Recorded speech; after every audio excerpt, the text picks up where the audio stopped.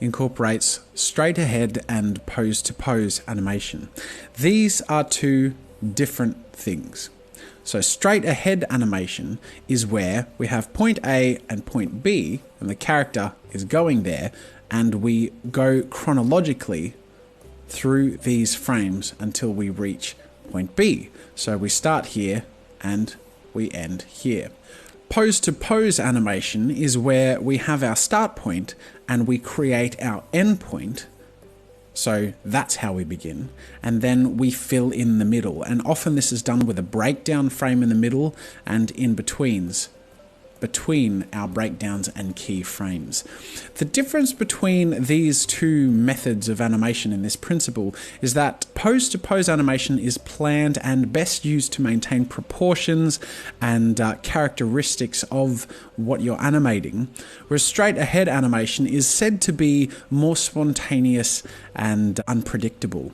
Now, there are advantages and strengths and weaknesses to both. My personal opinion is that pose-to-pose animation is the best and most important animation method to learn, prioritize, and master, in that straight-ahead animation requires a lot of skill and understanding, in particular in how your character would maintain its proportions, how motion works, being able to kind of improvise that on the fly, and that of course incorporates even more complex things like follow-throughs and anticipations and slow-ins and slow-outs. So to be able to apply all of these in straight-ahead animation can be extremely difficult, and I can't do it. I could try, but I prefer not to, because in reality I believe that pose-to-pose animation, creating key frame poses and bouncing between those and creating our breakdowns in that element, is one of the most efficient ways of creating animation, and also can be quite exaggerated and contain spontaneity if we do it correctly.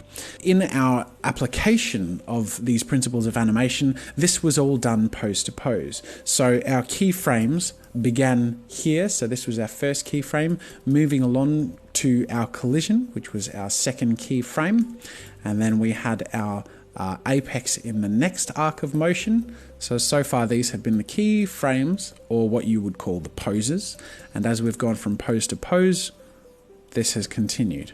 And that has laid down a foundation for me to follow as an animator that then allowed me to fill in the blanks and create something smooth and emphasized, which I personally believe would be far more difficult to do in a straight ahead animation form.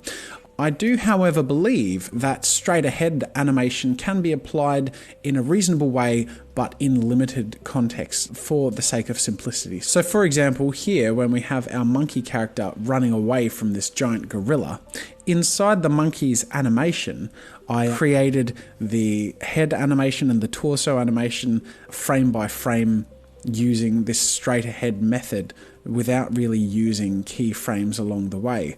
But that's because I maintained the proportions of the head with a reference layer underneath.